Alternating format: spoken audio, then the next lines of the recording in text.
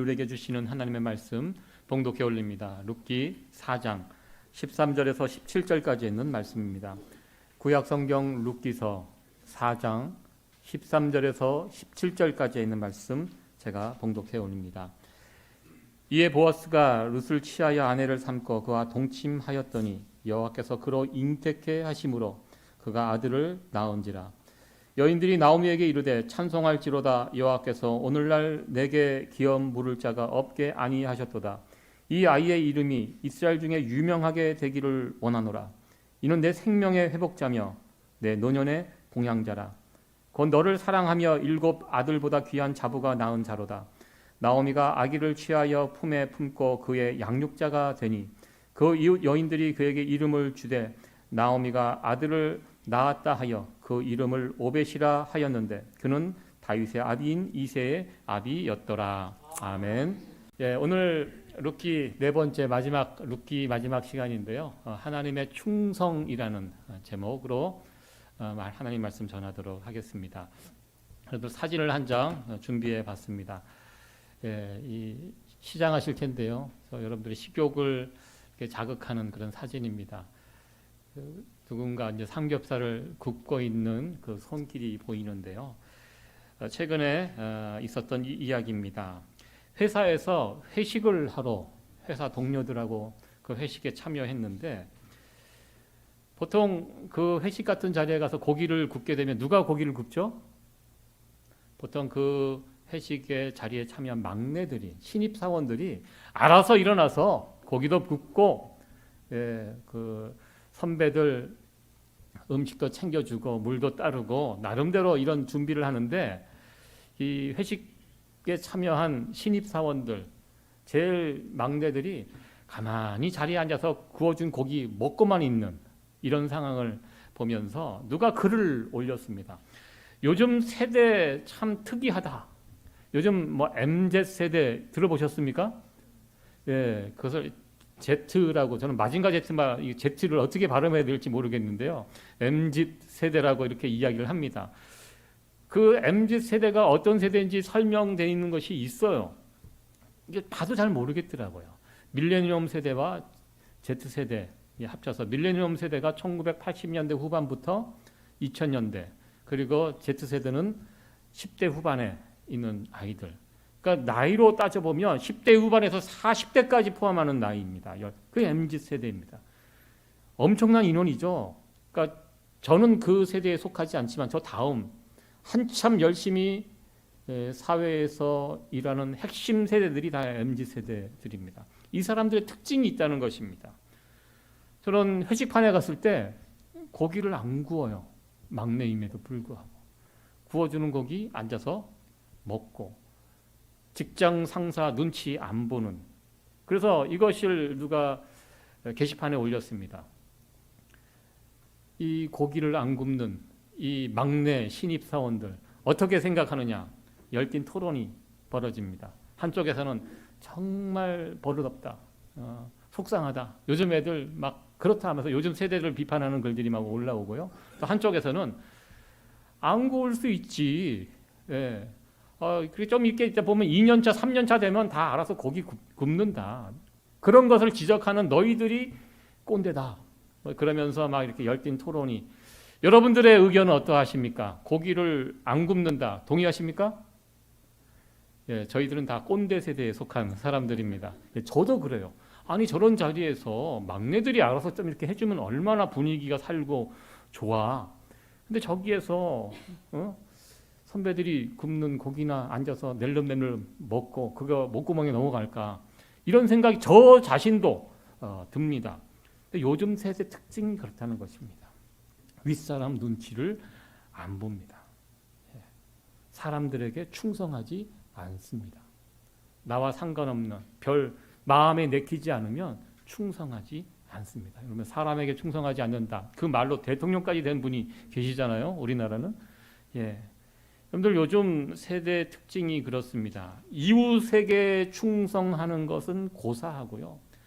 가족 간에도 서로 충성하는 것을 부담스러워합니다. 그 이유는 한 가지. 왜 나만 희생해야 해? 남편에게 충성하고 아내에게 충성하고 자녀가 부모에게 충성하고 왜 그렇게 사느냐라는 것입니다.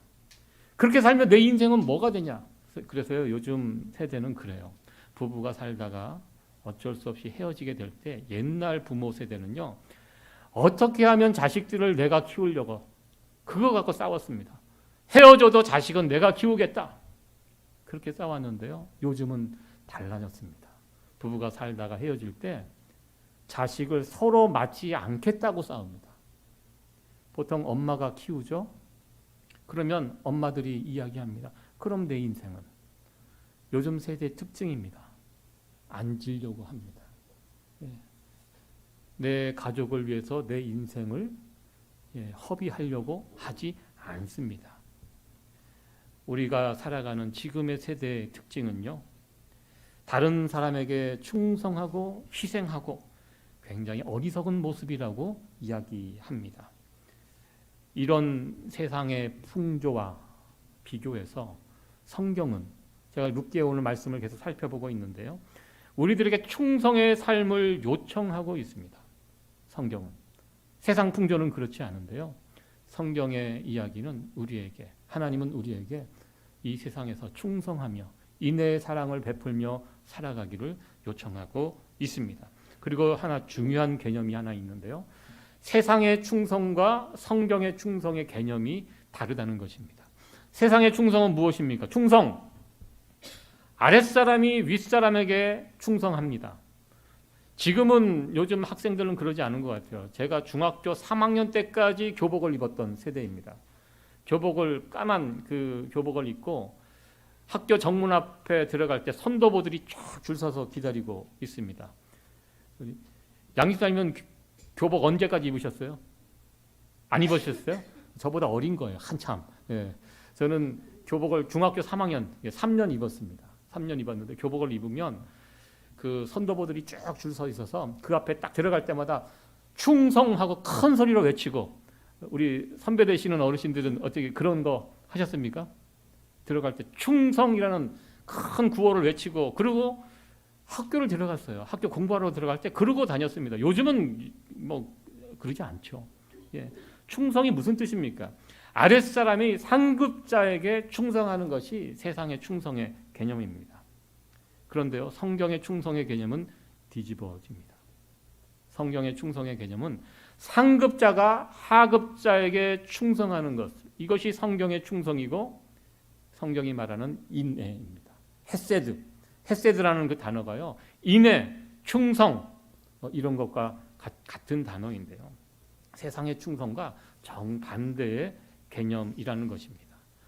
우리는 지난 3번에 걸쳐서 룻기 주제에 관해서 함께 다루었습니다. 룻기 주제, 텅 빈 나오미의 인생이 나오미와 룻과 보아스의 서로에 대한 충성과 인애로 나오미의 삶이 바뀌어가는 것, 다시 채워져 가는 것, 이것이 룻기의 전체 주제라고 말씀을 드렸습니다. 그동안 3번에 걸쳐서 룻기의 주인공들 살펴봤습니다. 룻기에 나오는 3사람, 중요 인물들, 나오미, 룻, 그리고 지난 시간에 보아스, 그들의 충성과 인애의 삶을 살펴보았습니다. 오늘은 룻기 마지막 시간으로요, 룻기를 보시면 또 다른 주인공 한 분이 계십니다. 나오미, 룻, 보아스. 나오미의 충성, 룻의 충성, 보아스의 충성. 또 한 분 누굴까요? 이분은 사람이 아닙니다.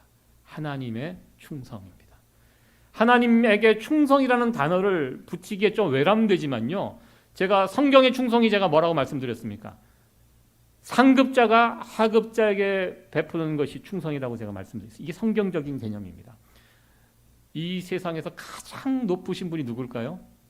하나님입니다. 그러니까 하나님 안에, 하나님의 사랑 안에 이 충성이라는 개념이 포함되어 있다는 것입니다. 오늘은 그래서 룻기 마지막 시간으로 룻기에 나타난 하나님의 충성, 하나님의 충성이 과연 무엇인가, 하나님의 모습이 과연 어떠한가, 이 부분을 같이 말씀을 통해서 나누려고 합니다. 여러분들 룻기를 읽어보시면 아시겠지만 룻기에는요, 하나님이 직접 등장하는 그런 등장신이 없습니다. 하나님께서 가라사대, 하나님이 이런저런 말씀을 주셨다라는 부분도 없습니다. 룻기 전체는 하나님이 직접 일하시는 장면이 한 군데도 나와 있지 않습니다.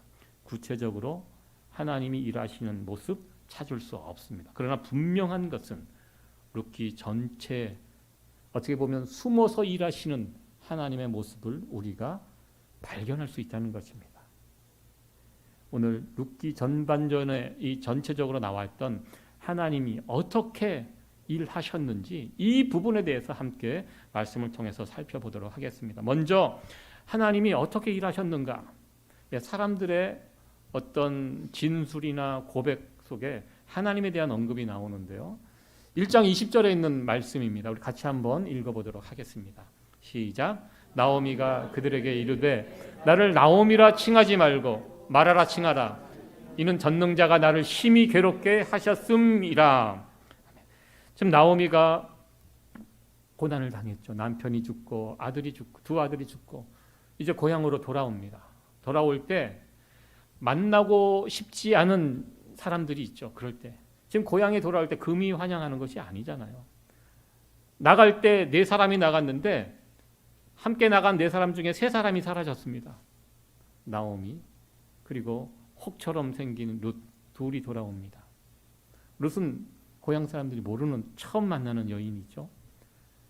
그 말하기 좋아하는 고향 동네 여인들 제일 힘들었을 거예요. 나오미가 돌아올 때 제일 부담스러운 사람들, 고향에 돌아갔을 때 만날 수 있는 그 고향 친구들 얼마나 그 부끄럽고 참담했겠습니까? 그들을 만나자 나오미가 그들에게 말을 합니다. 나를 더 이상 나오미라 말하지 마라. 나오미라는 이름의 뜻은 기쁨입니다. 기쁨. 우리 교회도 기쁨이가 있는데요. 기쁨이에요. 나오미, 기쁨. 기쁨. 더 이상 나를 기쁨이라고 부르지 말라. 기쁨이라고 부르지 말라. 차라리 이름을 마라라고. 자기 상황이 이름하고 안 맞는 상황이 지금 벌어진 거죠. 마라 무엇입니까? 쓰다, 괴롭다. 이런 뜻이 마라. 우리 마라의 쓴물 아시죠? 그 쓴물을 얻고 마라라고 이름을 줬잖아요. 자기 이름을 쓴물, 괴로움 이것으로 바꿔달라. 왜? 이유가 무엇입니까? 전능자가 나를 심히 괴롭게 하셨다. 전능자 하나님이 내 인생을 이렇게 만드셨다는 것입니다. 하나님께서 열심히 일하셔서 내 인생을 이렇게 망하게 만드셨다. 그럴 것이 지금 남편이 죽고 두 아들이 죽고 나갈 때는 뭐 바리바리 싸들고 나갔겠죠. 돌아올 때는 텅 빈 상태로 제일 중요한 남편과 아들 다 잃고 고향으로 돌아왔을 때 자기 삶을 돌아볼 이것처럼 슬프고 괴로운 상황이 어디 있겠습니까? 하나님 그 이유가 무엇입니까? 나오미는 생각했습니다. 하나님이 우리 가정을 치셨다는 것입니다. 왜? 나오미는 죄책감이 있어요. 어떤 죄책감이 있냐면 고향을 떠날 때 그 가나안 땅, 하나님의 약속의 땅을 그들이 떠났습니다. 이 두 가지 죄책감이 있어요. 항상 이 아무리 힘들어도 약속의 땅을 떠나면 안 되는데 약속의 땅을 떠나는 것은 하나님을 떠나는 것처럼 그때 당시 사람들은 그런 생각을 가지고 있었습니다. 이 가나안 땅, 하나님이 약속으로 주신 땅, 이 땅을 힘들다고 가뭄이 찾아왔다고 도저히 살 수 없다고 이 가족들이 떠났습니다. 그리고 그 떠난 그곳에 가서 이방 여인, 모압 여인과 두 아들들이 결혼을 했습니다. 자녀들이 결혼하는 거 이거 누가 말리겠습니까? 가능하면 같은 이 이스라엘 사람들 만나서 결혼하고 그렇게 살면 좋겠지요. 여러분들 이 땅에서 살아가는 여러분들 우리가 겪을 수 있는 그런 일일 수도 있습니다. 1세대 부모님들 그냥 우리와 같은 한국 사람 만나서 결혼하기를 간절히 원하지만 사랑에는 국경이 없습니다. 여러분 알고 계시죠? 그냥 이렇게 만나서 눈에 불이 튀고 그러면 국격을 어떻게 따지겠습니까? 통계적으로 이민 1세와 1.5세 넘어갈 때 두 사람 중에 한 사람은 타민족과 만나서 결혼을 하게 됩니다. 그리고 그 다음 한 세대 더 지나가면 20%가 안 돼요. 우리가 이 땅에서 살고 100년, 200년 지나면 다 우리의 자녀들 다 섞이게 됩니다. 지금 이게 잘못됐다는 얘기를 하는 것이 아닙니다. 이스라엘은 특별한 상황입니다. 이 모압이라는 여인, 모압이라는 나라, 모세가 성경책에 기록을 했습니다. 너희들 절대로 모압 여인들과 결혼하지 말라. 모압 사람들은 이스라엘 총회에 들이지 말라. 저들이 출애굽할 때, 이스라엘이 출애굽할 때 얼마나 이스라엘을 괴롭게 했는데 저 사람들과 상종하지 말라. 율법에 그렇게 쓰여 있습니다. 법으로. 그런데 그곳에 가서 모압 여인 룻과 오르바를 만나서 결혼을 시켰습니다. 아마 부모의 입장에서는 이거 참 부담이 됐던 것 같아요. 그래서 그런 차에, 이런 부담감이 있는 차에 남편이 죽고 두 아들이 죽고 어떻게 보면 가정이 그냥 폭삭 망하게 된 거 아닙니까? 그러니까 나오미는 생각한 거야. 아, 하나님이 나를 치셨다. 우리를 치셨다. 이렇게 믿고 있었던 것입니다. 여러분들, 나오미의 이 생각에 여러분들 동의하십니까? 나오미의 가정에 이런 불행이 닥친 이유, 하나님께서 나오미의 가정을 손을 대셨기 때문에, 심판하고 징계하셨기 때문에 나오미의 가정이 이렇게 되었습니까? 성경은 이 부분에 대해서 언급 자체를 안 합니다. 왜 그런지 밝혀주지 않습니다. 시간이 지나도 밝혀주지 않아요. 하나님은 이 부분에 대해서 말씀하지 않습니다. 정답은 모른다가 정답입니다. 왜 나오미의 가정에 이런 불행이 닥쳤는지 그 이유에 대해서 말해주지 않습니다. 성경은 절대로 이 부분에 대해서 언급하지 않습니다. 그냥 넘어갑니다. 근데 우리는요, 누군가 불행한 일을 겪을 때 그 원인을 밝혀보려고 애를 씁니다. 그걸 알고 싶어 합니다. 누구 때문에, 왜 이런 어려움이 왔는지, 누가 근본 원인인지 이것을 찾으려고 참 많은 시간과 에너지를 거기에 쏟는 것 같습니다. 얼마 전 한국에서 이태원 참사가 일어났고요. 지금 그 원인을 밝히려고 국정조사도 하고 여러 가지 일들을 하고 있습니다. 여러분들 그거 쉽게 밝혀지지 않을 것입니다. 이제 거의 10년 돼가죠. 세월호도 아직까지 정확하게 원인을 밝혀내지 안 하는 건지 못하는 건지 못하고 있습니다. 왜냐하면 그와 연결된 사람들이 지금도 다 살아있기 때문에 자기의 이해 득실이 다 연결이 되어 있기 때문에 정확하게 사실 그대로 밝혀내는 것은 불가능합니다. 한국만 그러지 않습니다. 우리가 살고 있는 이 미국 얼마나 투명한 나라이고 민주주의 국가입니까? 여러분들 얼마 전에 케네디 대통령 암살 사건에 관한 또 새로운 보고서가 또 나왔습니다. 사진들이 나오고요. 왜 그런 것들이 계속 나오고 있습니까? 케네디 대통령의 암살 배우가 누군지 아직까지 정확하게 몰라요. 알고 있는지 모르겠지만 밝히지 않습니다. 그러니까 미국이 어떤 나라입니까? 미국의 언론들이 두 눈 부릅뜨고 지켜보고 있는 그런 상황 가운데도 어떤 불행한 일이 벌어졌을 때 이 원인을 밝히는 것이 그만큼 어렵다는 것입니다. 쉽지 않아요. 우리는 자꾸 그런 일에 에너지를 쏟습니다. 나에게 어떤 누군가에게 불행한 일이 벌어지면 이거 누구 때문에, 무엇 때문에 이런 일들이 벌어졌을까? 누구 죄 때문에 이런 일들이 벌어졌을까? 그것을 먼저 생각한다는 것입니다. 여러분들 욥이 고난을 당했을 때 욥의 친구들이 달려옵니다. 욥은 의인이라고 성경이 인정한 사람입니다. 그런데 욥의 친구들이 욥을 어떻게 대합니까? 욥이 당한 불행을 바라보면서 놀라면서 함께 울고 7일 밤낮을 함께 있어준 친구들의 그 모습이 참 귀합니다. 그러나 그들이 7일이 지난 후에 입을 떼어 무슨 이야기를 합니까? 욥에게 너 의인이라고 하는데 잘 생각해봐라. 너와 하나님 사이에 뭔가 있다. 그렇지 않고 이런 일들이 어떻게 일어나느냐? 너 그거 빨리 회개해라. 욥의 친구들이 욥에게 권유했던 이야기입니다. 욥이 그 이야기를 듣고 가슴이 또 얼마나 아파했습니까? 그러니까 그 당대의 그 사람들은요, 그런 불행한 일을 당하면 이거 분명히 뭔가 있다는 거예요. 죄를 지었거나 우리가 모르는 죄가 있거나, 그래서 하나님이 저 사람을 심판하신 것으로 그 당시 사람들은 그렇게 믿었고요. 이런 모습은 오늘날에도 그런 것 같습니다. 근데 여러분들 가만히 보시기 바랍니다. 우리 주변에는요, 악한 짓을 막 저질러도 잘 되는 사람이 있습니다. 착하고 선하게 하나님 말씀대로 살아가는데도 막 어려운 일들을 당하는 분들이 있습니다. 이거 어떻게 설명을 하시겠습니까? 이거 밝히는 거, 고난이 왔을 때 이게 죄 때문이다. 물론 그런 수도 있지만 그렇지 않을 수도 있다는 것입니다. 나오미가 하나님께서 나를 치셨다 그렇게 생각했지만 이것이 하나님께서 하신 일이라 나오미가 고백했지만 나오미 이 룻기 전체를 읽고 내린 결론은 그것이 아니었다는 것을 우리는 알게 됩니다.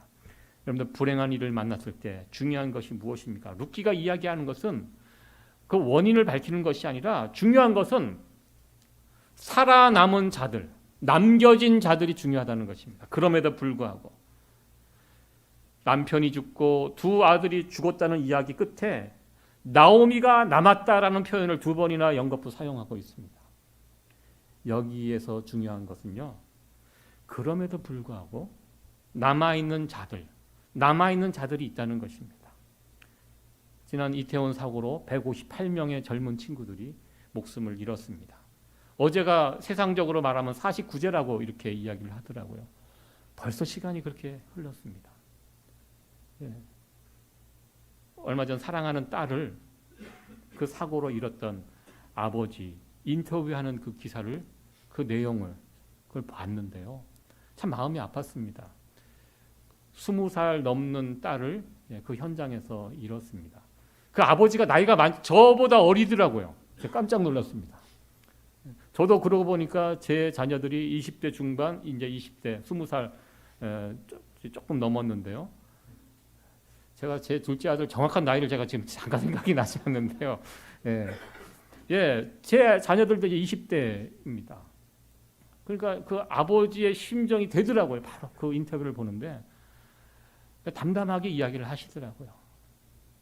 딸 나이, 하나밖에 없는 딸 나이를 잊고 얼마나 놀랬겠습니까? 가슴이 아팠겠습니까? 하늘이 무너진 거죠. 정신없이 장례를 치르고 뭐 세상을 살 의욕을 잃었다고 자기 딸과 함께 같이 그냥 목숨을 정리할까까지도 생각을 할 정도로 큰 충격을 받으셨는데요. 이제 시간이 좀 지나고 나서 인터뷰하면서 처음에는 정신없이 일상이 완전히 무너지면서 살았지만 이제는 다시 용기를 내어 살아보려고 합니다. 이 얘기를 하시더라고요. 그 말이 참 마음에 와 닿았어요. 우리가 흔히들 산 사람은 살아야지 이런 이야기를 하잖아요. 우리의 삶이 그렇다는 것입니다. 그런 불행한 일, 고통스러운 일이 있지만 남겨진 자들이 있고요. 그럼에도 불구하고 우리의 삶은 이어져 간다는 것입니다. 이제 다시 용기를 내어 살아보려고 합니다. 그 아버지의 고백, 이런 심정으로 이 땅에서 살아가는 사람들이 또 얼마나 많이 있겠습니까? 우리 삶 가운데요. 예기치 않은 불행한 일들 일어날 수 있습니다. 그러나 중요한 것은 그럼에도 불구하고 우리의 삶이 멈추는 것은 아니라는 것입니다. 그럼에도 불구하고 우리의 삶은 계속 이어져 갑니다.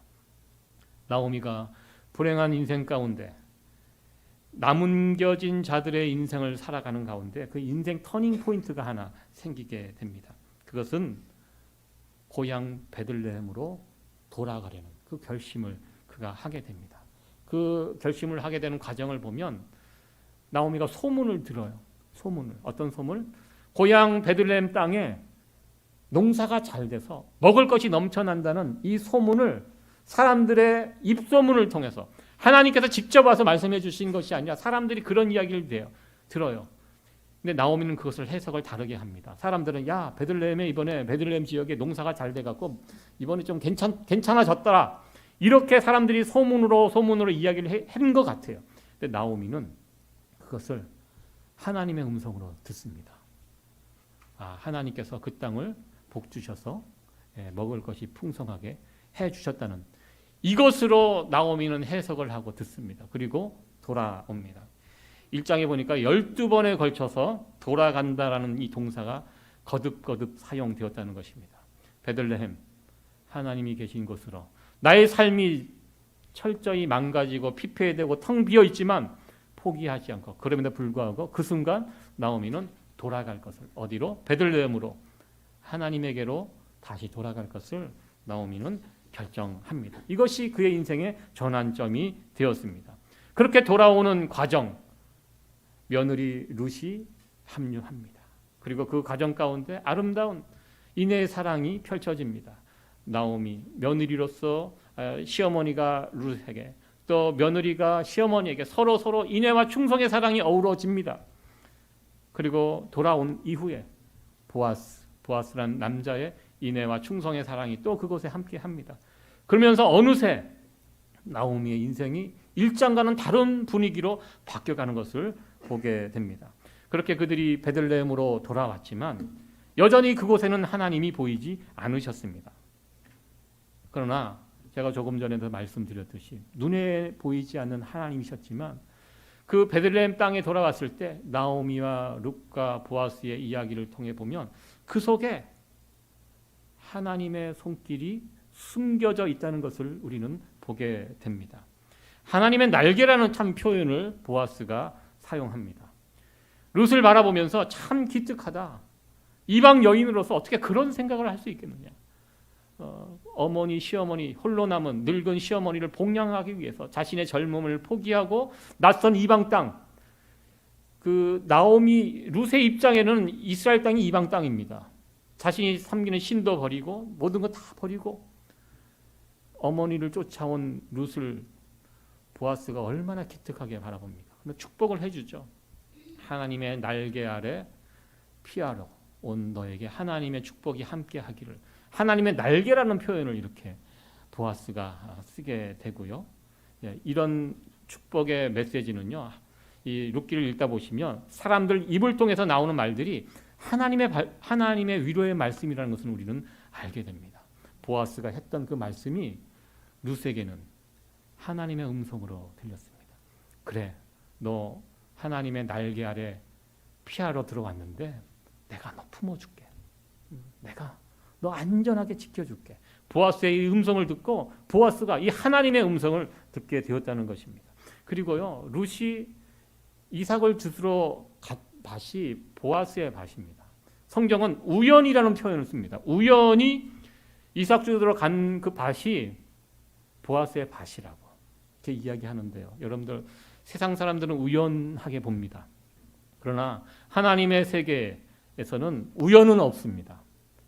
누가 연결시켜 주신 것입니까? 하나님께서 룻의 발걸음을 보아스의 밭으로 인도하신 것입니다. 하다 보니까 하나님께서 룻은 그냥 이삭 떨어진데 어디 가서 오늘 하루 주워 갖고 하루 연명할까 이 생각으로 나갔는데요. 이상하게도 하나님께서 그 발걸음을 인도해 주셔서 보아스의 밭으로 인도하셨고요. 그 보아스의 밭에서 이삭을 줍고 그리고 그곳에서 역사가 이어지게 됩니다. 그 밭의 주인 보아스와 맺어지게 되고 그리고 두 사람이 결혼하면 또 자식이 생기는 것도요, 그냥 생기는 거 아닙니다. 여러분들 결혼한다고 다 자식이 생깁니까? 아닙니다. 사람들은 이것도 우연이라고 이야기하지만 하나님을 믿는 자들에게는 우연은 없습니다. 하나님께서 그 가정에 생명을 허락하여 주시고 그 생명으로 인하여 죽었던 남편의 기업뿐만 아니라 할아버지 엘리멜렉의 시아버지의 그 기업도 다시 회복이 되는 이런 일들이 이제 이어지게 됩니다. 처음에는 자신의 인생이 텅 비어져 버렸다 한탄했습니다. 하나님이 나를 쳤다라고, 하나님이 나를 버렸다, 나를 치셨다 이렇게 고백했던 나오미가 오늘 4장 끝에 가서 보면요, 생명을 안고 하나님을 찬송하는 사람으로 죽음과 텅 빔에서 생명과 채워줌으로 바뀌어지는 이 역사가 이 룻기 4장에 와서 이루어진 것을 보게 됩니다. 오늘 13절에서 15절에 있는 말씀이요, 그 나오미의 가슴을 아프게 했던 동네 여인들 모여서 사람들 이야기 막 가십하고 나누던 동네 여인들이 그 입에서 나오미를 찬송하면서 했던 이 말입니다.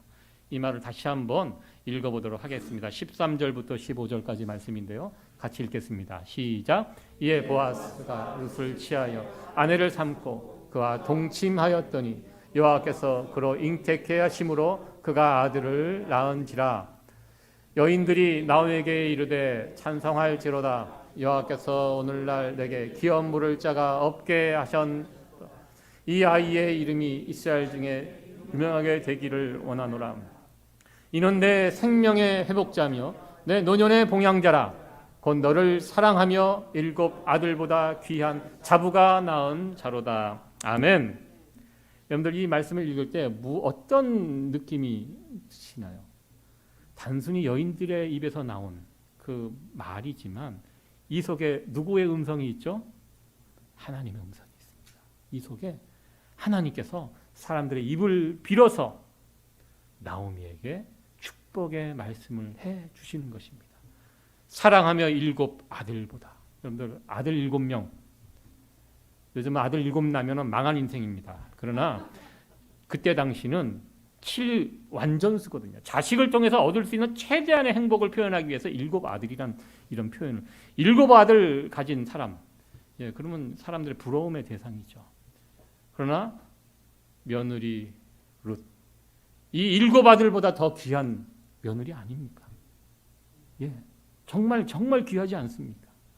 그러니까 그 룻이 난 아이를 품고 있는 나오미를 향해 동네 사람들이 그냥 찬송을 해주는 것입니다. 이 귀한 너를 사랑하며, 예, 룻이 어머니를 사랑한 모습 동네 사람들 다 알아요. 예, 사랑함. 그러니까 여기에도 우리 며느리들 다 여성분들은 다 누군가의 며느리가 되실 텐데요. 이런 사랑을 받았으면 좋겠습니다. 이런 인정을 받았으면 좋겠고요. 예, 그 귀한 이 놀라운 고백이 그 동네 사람들의 입을 통해서 이것이 하나님의 음성으로 또 이렇게 전해진 것을 우리는 알게 됩니다. 여러분들 그동안 룻이 결혼한다고 다 자식을 낳는 거 아닙니다. 룻이 나오미의 아들과 결혼하고 결혼 생활을 10년 했습니다. 10년 만에 죽었거든요. 그 10년 동안 아이를 낳지 못했어요. 룻이 젊은 여자입니다. 아이를 충분히 생산할 수 있는 여인인데 엘리멜렉 가문에 시집 와갖고 10년 동안 자식이 없어요. 불임 상태였습니다. 그런데 보아스라는 이 남자는요, 적은 나이가 아니에요. 거의 나오미와 비슷한 급의 나이입니다. 거의 할아버지 뻘입니다. 근데 이 할아버지 뻘 되는 보아스와 결혼을 했는데 자식이 태어난다는 거, 이거 쉽지 않거든요. 최근에 그 한국의 그 김용건 씨인가요? 나이가 몇 살인가요? 그분이 70 넘은 걸로 알고 있는데 자식을 낳았어요. 예, 여성분들은 굉장히 기분 나빠하시는 것 같은데, 예, 이거 놀라운 일 아닙니까? 70이 넘었는데 예, 어떻게 해서 또 이 자식을 얻게 되는. 예, 지금 보아스가 그런 상황이었다는 거죠. 보아스와 룻이 결혼한다고 자식이 생기기 쉽지 않은데 덜컥 자식이 생겼어요. 결혼하고. 예, 누가 뒤에서 작업을 하신 것이죠? 예. 하나님의 이름은 없습니다. 그러나 우리는 그렇게 짐작을 합니다. 아, 이거 하나님이 하셨구나. 그리고 그 상황에서 딸을 낳으면, 예, 요즘은 딸 귀합니다. 제가 딸을 귀하는 것이 아니에요. 만약에 이 둘 사이에서 딸을 낳으면 어떻게 될까요? 아무것도 아닙니다. 딸 낳으면 기업이 연결되는 것도 아니고 딸은 딸로서 그냥 이쁘게 그냥 그렇게 살겠죠. 여기에서는 아들이 필요해요. 이 집안은 아들이 낳아야지 그 아들을 통해서 잃어버린 기업을 찾고 회복이 되고, 여기 보면 내 생명의 회복자가 되고 봉양자가 될 수 있습니다. 딱 아들이 필요한 그 타이밍에 아들이 생겼어요. 그 아들을 안고 나오미가 사람들 앞에 서 있습니다. 여러분들 이 뒤에 누가 계시죠? 하나님이 계십니다. 여러분들 태의 열매 하나님이 주셔요. 태를 열고 닫는 분 하나님입니다. 우리가 그냥 말로만 하는데요, 실제적으로 룻기에서는 이것을 우리에게 보여주고 있습니다. 그렇게 태어난 아들이 오벳입니다. 그리고 룻기 4장 18절부터 족보의 이야기가 나옵니다. 족보가 무엇입니까? 이 세상에 누가 태어나고 죽었는가, 이 간단한 족보의 이름만 나오잖아요. 예, 족보 사람의 힘으로 할 수 없습니다. 누가 하죠? 이 세상에 사람이 오고 가는 것 누가 주관하십니까? 하나님이 하십니다. 룻기 마지막 이야기가 다 끝났는데요, 마지막에 18절부터 22절까지 뜬금없이 족보가 이렇게 등장을 합니다. 그리고 여러분들 기억하십시오. 성경은 성경에서 족보 이야기가 자주 나오는데요. 여러 번 나오는데요. 함부로 나오지 않아요. 족보. 언제 나오는가? 족보는 항상 우리의 구원자 되시는 예수 그리스도를 드러내려고 할 때 성경의 족보가 사용이 됩니다. 여기에 족보가 이렇게 나옵니다. 그리고 족보의 제일 마지막에 언급되는 이름이 누굴까요? 22절 오벳은 이새를 낳고 이새는 다윗을 낳았더라. 마지막 이름이 다윗입니다. 그럼 다윗이 누굽니까? 다윗 마태복음 1장 1절에 예수님을 설명할 때 아브라함과 다윗의 자손 예수 그리스도의 세계라 이렇게 하면서 시작이 됩니다. 구원 역사의 중요한 이름 다윗이 룻기의 마지막 이름입니다. 아마도 나오미, 룻 그렇게 행복하게 살다가 세상을 떠났을 것입니다. 그러나 죽고 나서 보니까요. 자신의 위치가 엄청난 위치였다는 이거 몰랐어요. 룻은 살아생전 전혀 몰랐습니다. 주변 사람들도 몰랐습니다. 나중에 보니까 어떻게 되어 있습니까? 룻의 위치가 어떻게 되어 있습니까? 이스라엘의 가장 위대한 왕 다윗의 중조모 이렇게 될 거로 다윗뿐만 아니라 룻도 이 룻이 이방 여인이잖아요. 예, 어떻게 감히 거기까지 생각을 했겠습니까? 더 나아가 예수 그리스도와 연결이 되어 있는 이 영광스러운 족보에 그 이름이 올라가 있다는 거. 그 이름이 올라가도록 만들어 주신 분 누굴까요? 하나님입니다. 예, 하나님 엄청나신 분이죠. 예, 그 불쌍한 어머니를 위해서 잠깐 자기 삶 희생하고 이렇게 살았던 룻을 우리 하나님께서 얼마나 이뻐하셨는지 여기까지 이스라엘 가장 위대한 왕 다윗의 족보 더 나아가 온 인류의 구원자 예수 그리스도의 족보에 그의 이름이 실리도록 이렇게 하신 분 우리 하나님께서 이렇게 하셨다는 것입니다. 성경 저자는요 마지막에 족보 이야기를 넣으면서 바로 이 점을 독자들에게 보여주는 것입니다. 룻이 얼마나 귀한 여인인지 족보의 이야기를 하면서 이 모든 일의 배우가 하나님이셨다는 사실을 우리에게 알려주고 있습니다. 저는 지난 한 달 동안 룻기의 이야기를 준비하고 전하면서 이런 생각으로 룻기의 말씀을 전했습니다. 참 우리가 어렵고 힘든 시기를 우리가 지금 살아가고 있는데요. 어떻게 이 어렵고 힘든 고통스러운 시기에서 어떻게 소망을 노래하고 희망을 꿈꿀까? 예, 저는 거기에 대한 해답이 이 룻기에 담겨 있다고 생각했습니다. 처음 출발은 죽음과 텅 빔이었는데요. 4장 끝날 때는 생명과 풍성함으로 일순간의 분위기가 바뀌었고요. 그 중간에 무엇이 있습니까? 룻과 나오미와 보아스의 충성과 인애, 서로를 향한 충성과 인애가 그 안에 담겨 있었고요. 또 그러한 인생을 살아가는 인생들을 우리 하나님께서 사랑하시고 그리고 그러한 인생들에게 은혜를 베풀어 주시는 하나님의 충성이 있었다는 것. 그래서 삶이 바뀔 수 있다는 것을 우리는 룻기를 통해서 다시 한번 확인하게 됩니다. 우리 하나님은 가장 높으신 분이십니다. 그리고 우리 하나님은 가장 충성스러운 분이십니다. 가장 높으신 분, 가장 연약한 자들을 사랑하시고 끝까지 돌보시는 하나님의 충성과 인애가 우리 하나님의 성품입니다. 우리가 하나님의 충성, 하나님의 인애를 누리기 위해서 우리가 어떻게 해야 할까요? 예, 우리 또한 룻처럼 나오미처럼 보아스처럼 그런 삶을 살아가야 한다는 것입니다. 우리가 다 힘듭니다. 어렵습니다. 그러나 언제나 나보다 더 어려운 자들이 있다는 것, 그것을 기억하시고 그런 자들에게 우리의 인애의 사랑, 충성을 베풀 때 하나님은 그러한 인생들을 기뻐하시고 그러한 사람들을 통하여 새로운 은혜의 역사, 새로운 창조의 역사를, 부흥의 역사를, 번영의 역사를 그러한 자들을 통해서 시작하게 될 것이라고 믿습니다. 이 귀한 은혜를 누리며 살아갈 수 있는 성도 여러분들 되어지기를 간절히 축원합니다.